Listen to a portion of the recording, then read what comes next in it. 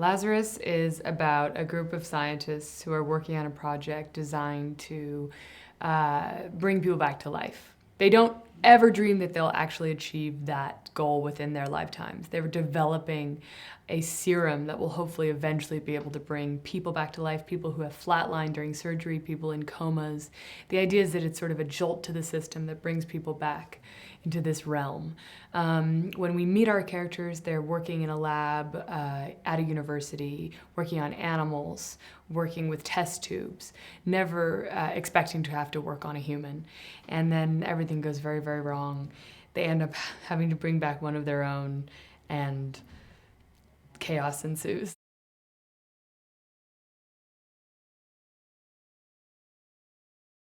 I play Zoe McConnell, who's a doctor who's one of the head researchers on the team. She developed the serum that they use to bring the dogs and people back to life, and she is the fiance of Frank, who is our lead researcher and kind of the boss man.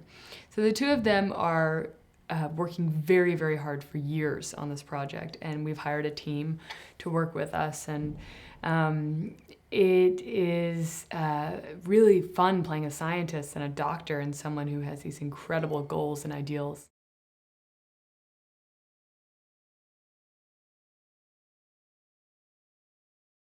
Zoe suffers from nightmares. She went through a traumatic experience when she was a child, and we, as the audience members, see very early on in the film that she has this recurring nightmare that involves people being trapped in a burning building and burned figures trying to get at her. And it's really terrifying, and she struggles with it privately.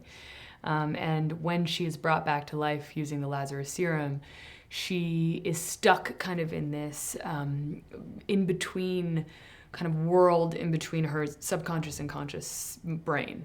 And she kind of can't figure out what is real, what is not real, and she's driven crazy by these visions from her dream.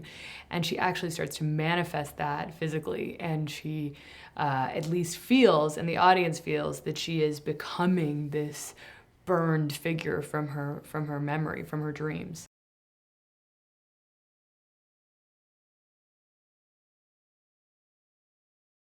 I'm such a neuro nerd. I'm really into all things neurological, and I'm fascinated by how little we know about the brain. And one of the things we're exploring with this plot is the idea that when animals or humans are brought back with the Lazarus serum, their neural pathways are firing at an alarming rate, and they're accessing more of their brain than we've ever seen in a living being. So they say we're using 10% of our brain at a time, at once. What if we were using 90% at once? What would we be capable of? And it taps into all of our sort of suspicions about clairvoyance or about, sensitivity, using other senses that we never have actually tapped into because we don't use that part of our brain. So the idea is that once the Lazarus serum is in the body, your brain evolves rapidly and you have much more power than you're expected to have, which is why you can be so dangerous.